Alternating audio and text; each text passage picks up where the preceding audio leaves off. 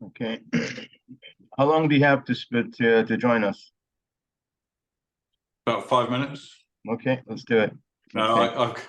how long would you like? As much time as you have, whatever you need, whatever. Maybe half an hour, something like that. Sounds good. Sounds great. All right, I'll just introduce you. All right, everyone, please welcome Colonel Richard Kemp. As before, we spoke many times in the past concerning Israel and concerning the pressures that's placed on Israel and so forth. The colonel has been all over the world, especially in the Middle East, and he's seen himself and has been part of operations against terrorism. Thank you so much for coming to our program. It's my pleasure. Let's get to the chase, basically.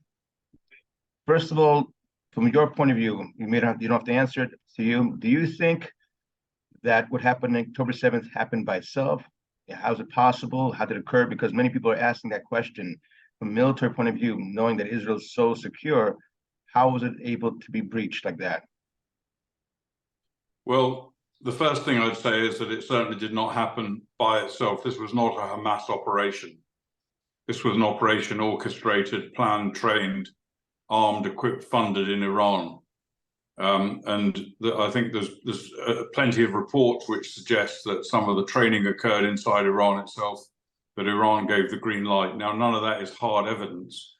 And the US has said they don't have any hard evidence to show, or hard intelligence to show, that Iran organized this. But I suspect that that's either a failure of intelligence on their part, or it's an attempt to try and keep the situation from escalating by not directly attributing blame to Iran. But I don't think there's any doubt it was Iran. And you have to look at Iran's assets in the region. Iran has Hezbollah, of course, up in the north, pointing rockets at Israel, and tonight firing rockets into Israel, as they've done on numerous previous days since it began and before that. Iran has assets, militias and proxies in Syria. They have their proxies in Yemen, who fired missiles and drones towards Israel recently, haven't got through. They have also proxies inside Judea and Samaria, which have been, some of them connected directly with Hamas, others not, but many of them armed and funded by Iran. So Iran has got assets all around the Israel borders and inside Israel to an extent, which have been involved in this whole operation. One thing I would say is, just looking at, I saw the video that the IDF put together. It was about a 47-minute video, I think, which showed some of the absolute atrocities that occurred around the Gaza border and the Israeli communities there. And you could see from that, these are not some ragtag group of terrorists. These are well-trained, disciplined, organized, prepared basically military forces. Yes, they're terrorists, but acting as military forces. And you can see where it comes from. It comes from the Islamic Revolutionary Guard Corps, in other words, an arm of the Iranian state. In your estimate, how many years are they training for such an operation? I think probably, from what I can gather, this operation has been planned for more than a year, and preparations have been going forward, including a pretty sophisticated deception operation to persuade the Israelis that this was not going to happen. And of course, we know that going back many years, Iran has been funding and arming Hamas and Islamic Jihad in Gaza as well. So you could say, the preparation for this goes back years, but the plan that evolved tragically 4 weeks ago now, nearly, probably around a year in the planning, maybe more. Now, in the last year, Israel had allowed 20,000 Gazan from Gaza to enter into Israel as a workforce. Unfortunately, some of those workforces, individuals had participated by giving information to Hamas and the other groups about the layout of the land. Well, from a military point of view, should ever in the future, for maybe for the next 5-10 years, should Israel always be sure and not allow anyone from Gaza to enter, knowing the fact that even though Gaza will now be changed, nonetheless, in the Middle East, there's a thing called blood revenge. whereby you have to take revenge for someone who's killed your family, and that is the way of the Middle East. So people who live in Gaza will one day or try to take revenge. So do we limit them to come into Israel? Well, I was in Kfar Aza a week or so ago, just nearly 2 weeks ago now. One of the worst hit kibbutzes by the Hamas's massacre.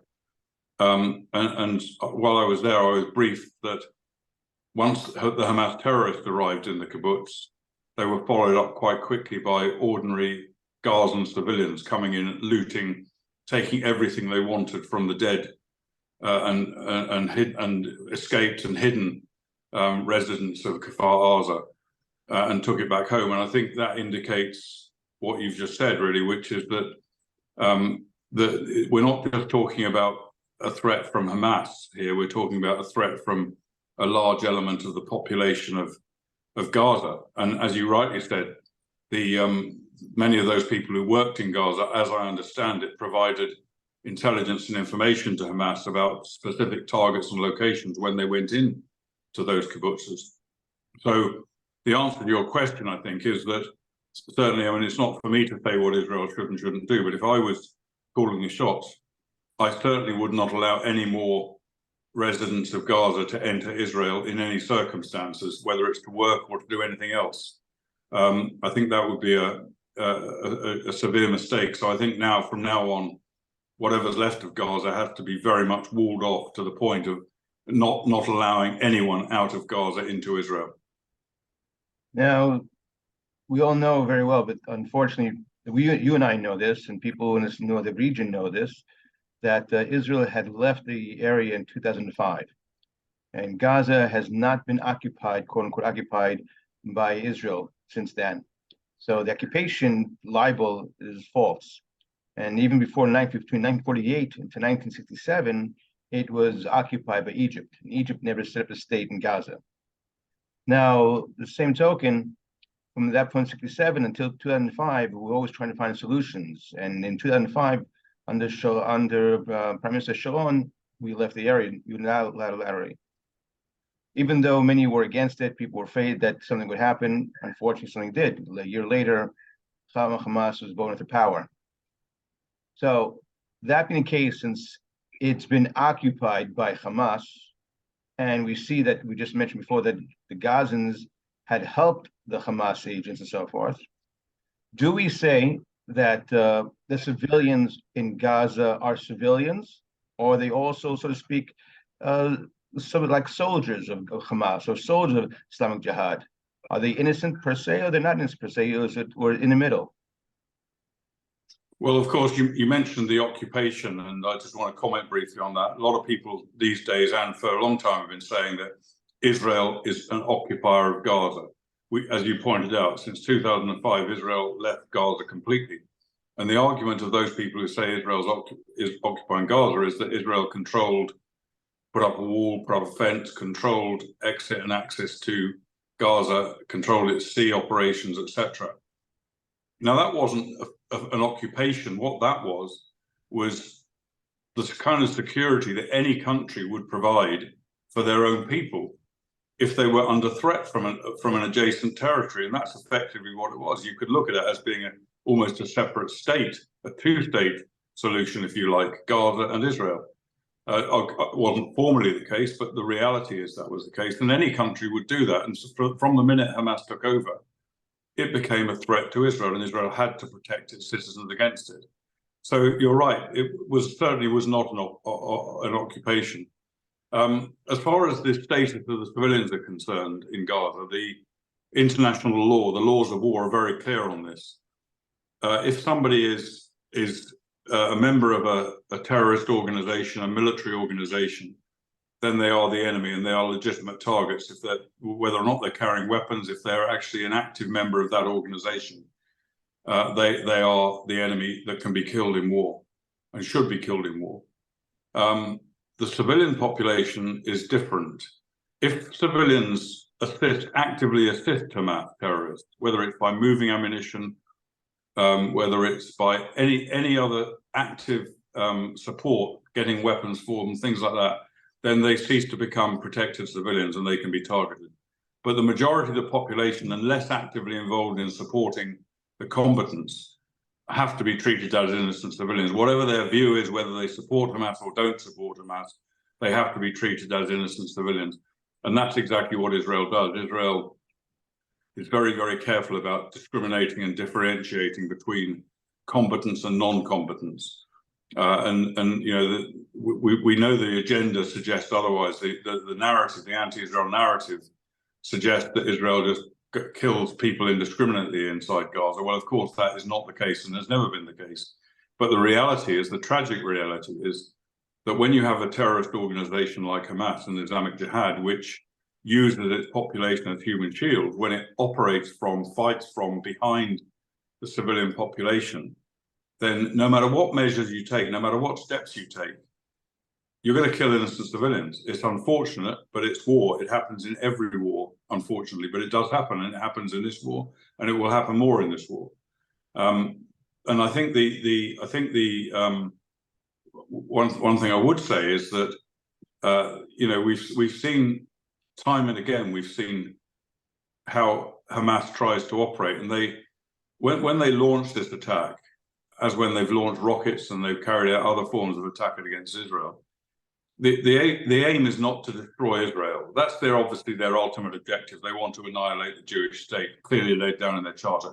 But the aim of these attacks is not to do that, because they know they can't. They know they can't defeat the IDF. Okay, they had a major success against the IDF 4 weeks ago, unfortunately.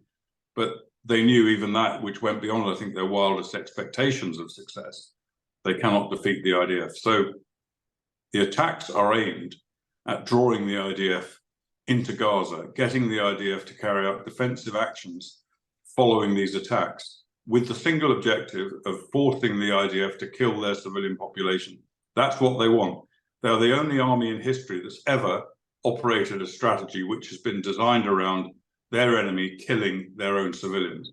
The reason? So that we can see what's unfolding today, exactly according to the Hamas blueprint.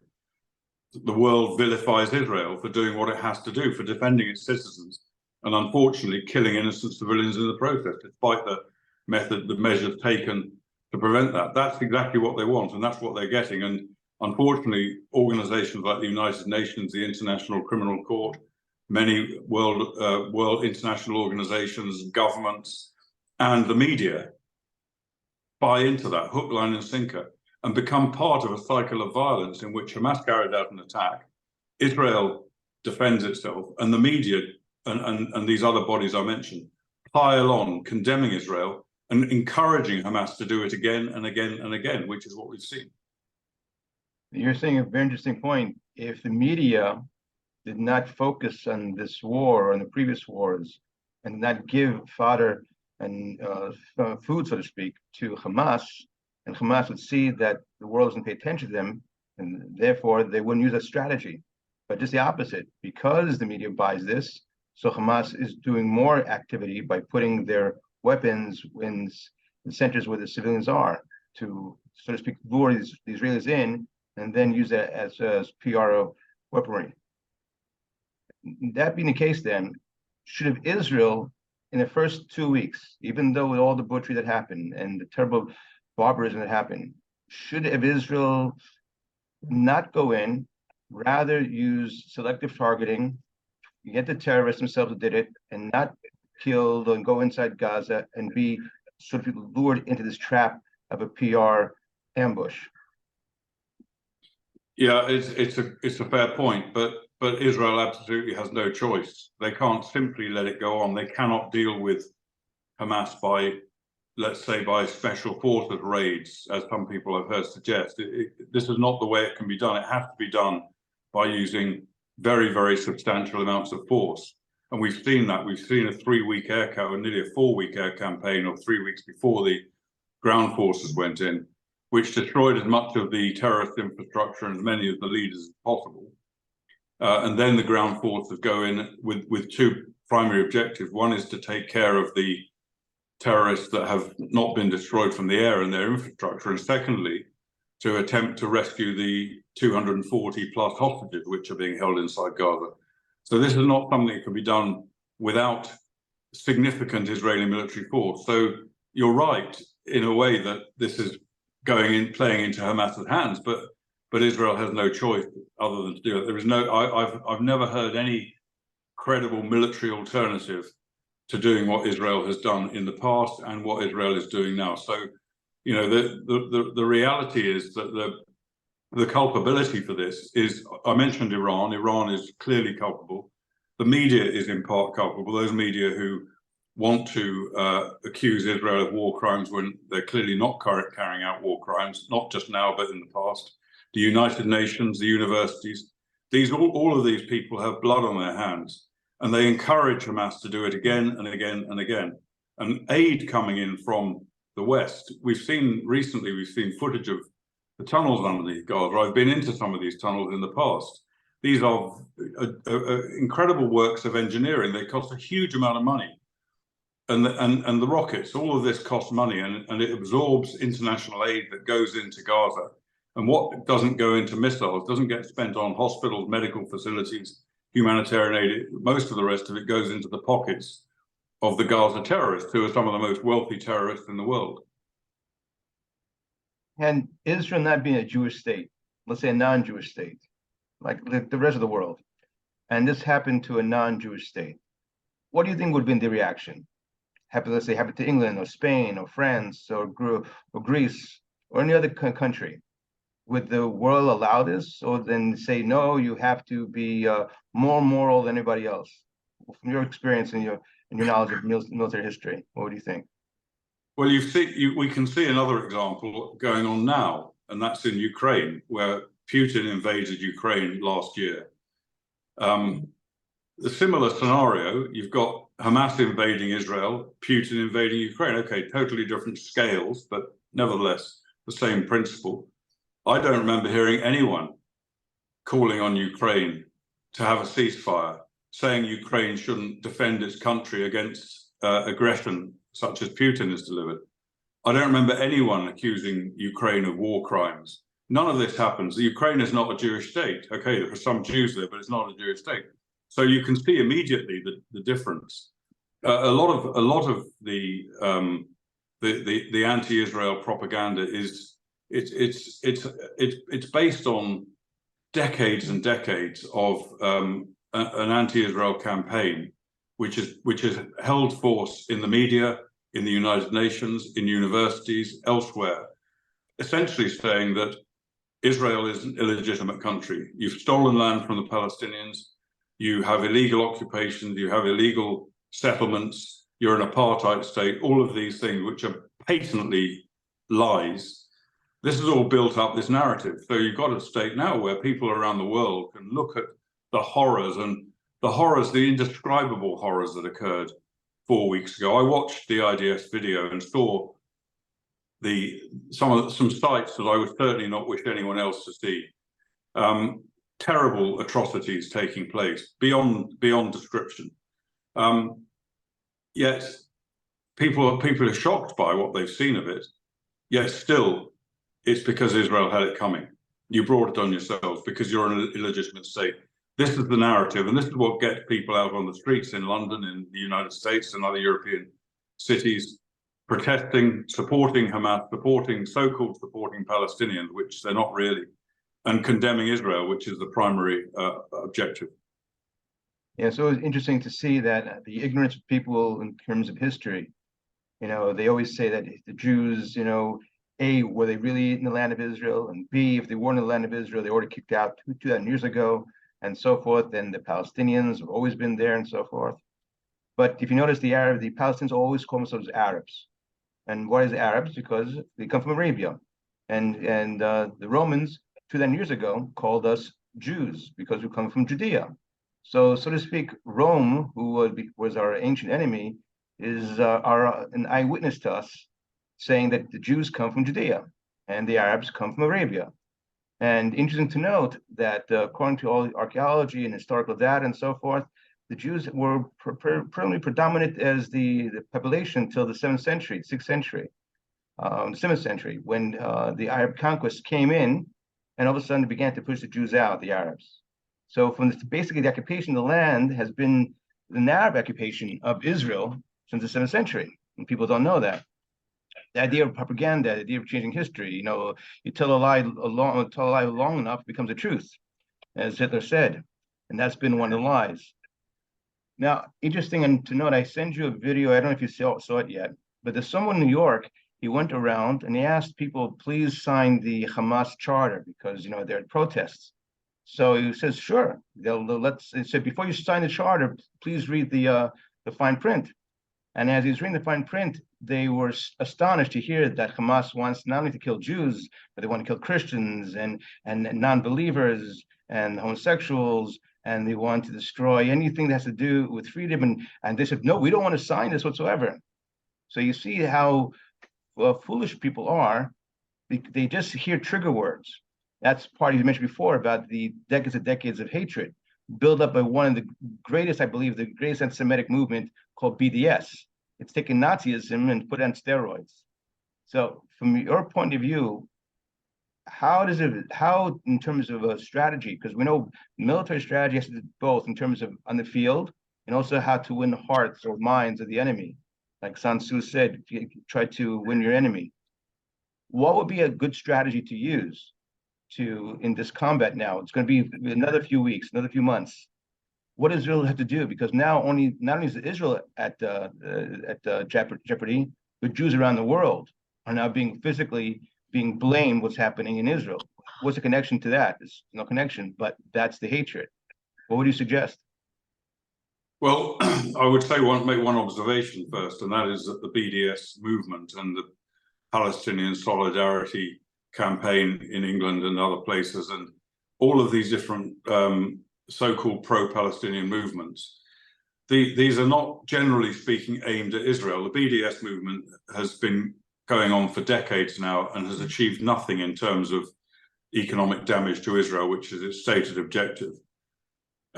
These movements are aimed at Jews in the diaspora, and the BDS movement and similar movements in the United States, in Britain, European countries, on the campuses in particular, but not only. Their objective is to intimidate Jews, to try and prize Jews away from supporting Israel, because they know that in these countries, the Jewish diaspora is the strongest supporter of Israel, and therefore they want to undermine that, and they succeed in undermining it, and they are very successful. There are many Jews.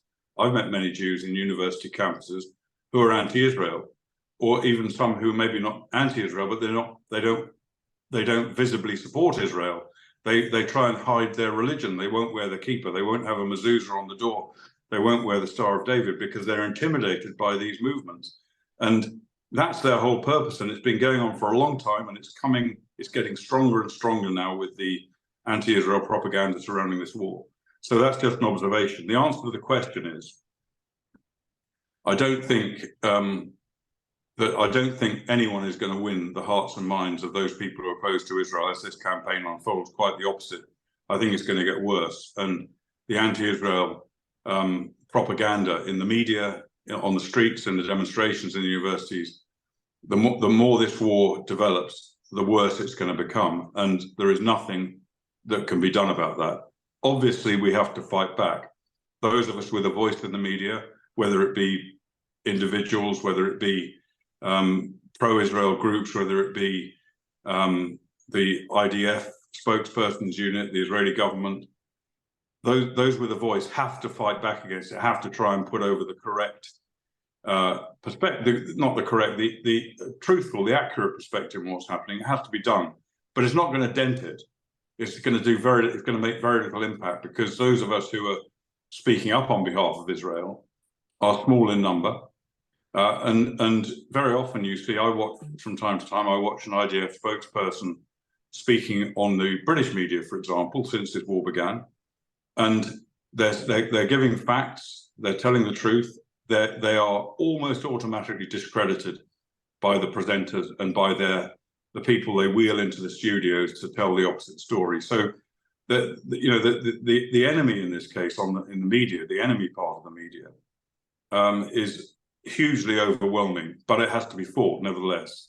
I think in the longer term, a strategy that hasn't been used, in my view, to greatest possible effect is to go on to the offensive against these people, to these organizations like BDF, PSC, the other organizations, JVP, etc. These all have leaders. They have organizations and structures, and they need to be researched and exposed and discredited as much as possible. Now that has happened to some extent, but I think that is a strategy that needs to be much more effort needs to be put into that. But that's a longer term thing. It's not going to change what's happening now, unfortunately. You're a non-Jewish man. Why do you, as a non-Jewish man, or military man, come on the side of Israel for? I prefer to think of myself as a goy, and I'm also a very, very effective Shabbat goy if anyone needs one, if you need the elevators operated or driven somewhere. But, well, when I was a child, I was taught right from wrong.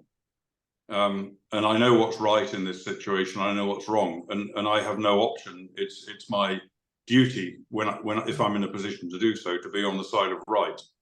And I think, you know, there are two issues. First of all, the key one, I think, is that being a military person, as you pointed out, I've got a great deal of experience in this counter-terrorist world. I've spent most of my life dealing with terrorism, and therefore I have what I would say is independent expertise.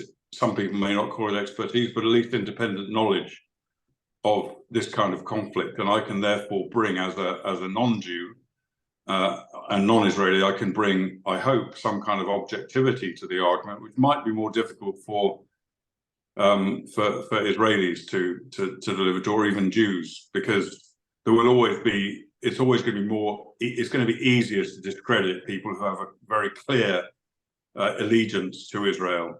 I have an allegiance to Israel. I'm not Israeli, I'm British, but nevertheless I have an allegiance to Israel, which is one of Britain's strongest and best allies in the world. So that's one of the reasons why I think I can effectively use my voice in the interest of what is right.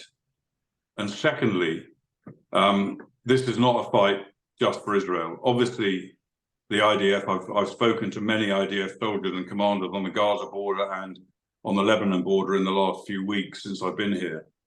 And they are fighting for Israel very clearly. There's no question about it. They're heavily committed, deeply impressive people who are also, to me, an inspiration, seeing their commitment and their determination to defend their brothers, sisters, their families, their friends, their country. So it is Israel's fight, but it's not only Israel's fight. It's also a fight for Western civilization, because you can be certain that the enemies that are attacking Israel today will be attacking the rest of us in the future. They already have. We've seen, we don't need to talk about 9/11. Everyone knows about that. We had suicide bombing attacks in Britain in 2005. We had a horrific attack, mainly targeting children in the Manchester Arena a few years ago. We've had numerous attacks. So, and it's the same enemy. It's an enemy that has the same ideology, that wants to achieve the same thing, which is basically the destruction of Western civilization and the replacement of it with their own civilization. And that's what Al-Qaeda was all about. That's what the Islamic State was all about. That's what Hamas is all about. It's what Hezbollah is all about. It's what Iran is all about. That's another reason why I think it's important to fight this fight, because, I'm not fighting the fight. I'm a fat old man now, so I can't be doing direct fighting, but fighting in the, shall we say, in the media world. And doing my best to influence politicians as far as I can, and other people. And that's why, because it's not just Israel's fight, it's all of our fights. And if we don't win this, if Israel doesn't win this, which I'm absolutely confident it will win this, then what that does is it empowers and encourages jihadists around the world. And our situation in European countries, in the United States and other countries, will simply become worse than it is now. Yeah, you mentioned that before, that you're British. So people, I'm sure the viewers will see, well, since he's British, we all know the British in 1917 was Lord Balfour, gave the land to the Jews and so forth. But people don't know the history, that also the British at that time, between 1917 until 1947, also were not exactly helping Jews either. So that shows, why am I bringing this up for? because I want people to understand the history, that it's not, Israel wasn't created because the British, wasn't created because of Western civilization. It wasn't created because of the need to solve the Jewish problem. There was a Zionist movement 50, 60, 70 years before the Holocaust. And the reason I'm mentioning before is I want to stress to the audience that you're coming as a person who's a moral man, and as a man with a heart, with a man with a mind, with a man who, as you said before, learned from good and bad, and not, so to speak, is coming as the Brit who's trying to put in the colonial power of Britain into the Middle East. It has nothing to do with that. That's a false narrative. And that's one of the things that BDS uses. An interesting observation you made before, that one of the BDS strategies is to convince Jews that they should not support Israel. That's a wonderful observation you have, and that's working, unfortunately. It's due to many factors. One, because Jews outside of Israel, born in Israel, don't understand what Israel's about, because they've been so many years in the diaspora. They have a lack of confidence in themselves. They have a lack of education about the Jewish history and so forth. That compounded with being a third, fourth class citizen and all the hatred that comes with it, and all the social peer pressure to fit in with the, so to speak, the majority, which in the majority now is basically pro-Palestinian, pro-Hamas, narrative of where the Jews became the devils. So that being the case, I know time's running out. What would you address to those who would say, okay, military strategy is one thing, but we shouldn't go so far that to have an out war to destroy terrorism? Is that can we ever, so to speak, legitimize the other side? Can we live with the devil, or we say basically it's time to get rid of the devil? Because if not, it's going to be not only the end of Western civilization, but also it also will convert or change the whole mindset of whereby people no longer know between good and evil. Well, one thing I would say before I go to that is you mentioned the Balfour Declaration, and today is, of course, a very auspicious day, because today is the exact day in 1917 that the Balfour Declaration was signed. And the Balfour Declaration was not it wasn't a unilateral declaration by Britain by any means. It was agreed to by the major powers, apart from the ones that were fighting at the time, i.e. Germany. But it was agreed to by all of the major powers in the world to sign up to the Balfour Declaration. It was endorsed at the San Reno conference after the First World War, as it was effectively it was endorsed as a declaration of intent and a requirement placed on Britain to recreate a Jewish national homeland here. So, you know, those people who say it was a British colonial project, and you rightly point out that many do, are talking nonsense. This was a declaration adopted by the forerunner of the United Nations, the League of Nations, and it was then passed on into the United Nations, which eventually led to the recreation of the State of Israel in 1948. As to how you deal with this situation, it's an incredibly difficult problem to deal with, because we have large numbers of jihadists all around the world. I mentioned it, this is not just Israel's fight, it's all of our fights.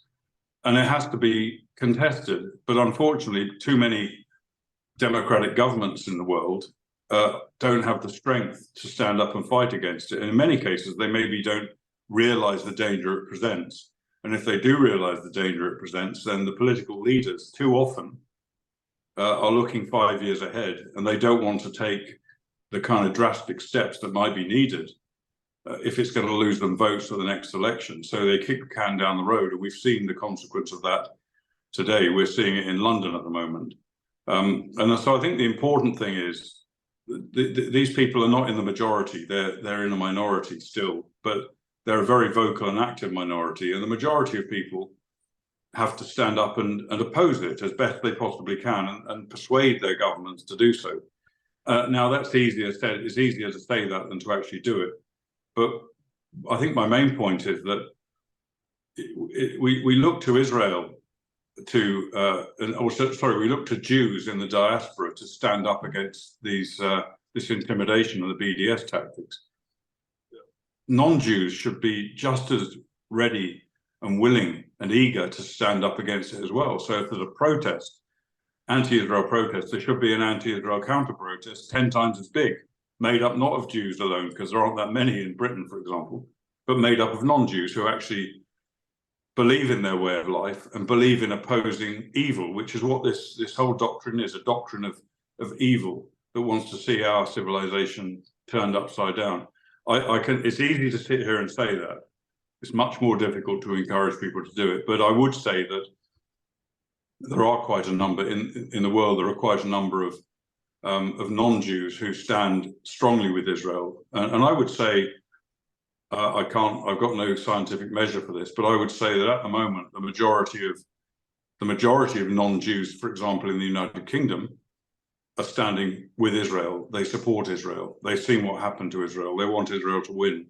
Now, of course, a lot of them are also influenced by organizations like the BBC, which seem to have the opposite agenda, and Sky News and other major influences. So, you know, the position is not easy, and it's a problem that is I think, you know, a lot of people say what happened in Israel is a wake-up call for the West. It is in a way, but the West should already have been awake to this, and certainly from what I've seen so far in the West, they're not awake to it, and they're not willing to deal with it for the reasons I've just partly described. But I think I would say to anyone, I don't know how many non-Jews are listening to this or watching this, but if any, you know, I think it's would be an important contribution to get Jews to try and encourage their non-Jewish friends and colleagues to explain the truth to them and to try and get them to join this fight. And I've been trying to make a movie, a web series called Jew Season. It's basically, it takes place in the year 2030, to 7 years from now, whereby all the graduates from the Ivy League schools and Cambridge and Oxford and Harvard and Princeton have been so well trained in BDS and all the ideology of it that they become now the world leaders. It's basically 2030, and they now have become this world force that they decide September 2030 to vote Israel out of power and to hunt down every single Jew. That's why I call it Jew Season. You know, it's duck season, Jew season.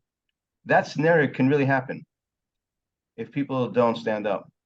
If people don't, as you mentioned before, don't take a moral stance. And it's not just only for the Jews, it's basically to save their own necks too. Because we see before what happened in Afghanistan. Afghanistan had promised to the administration, the current administration, that they'll go and be nice to the members of their people and to their women and so forth after the Americans leave. And we saw it happen. Everything went back to itself. So if those who believe in democracy, believe in human rights, and believe in the dignity of human beings, then they should definitely be on the side of Israel. And unfortunately, this is a serious war. And as you mentioned before, collateral damage happens. But in no means, and maybe you can just last part, why people don't understand there's no moral equivalence between what the Hamas did and what Israel's doing. If you could address that. Yeah, I mean, and this is part of the problem that I mentioned this sort of overweening narrative that has been built up over decades and actually began the narrative of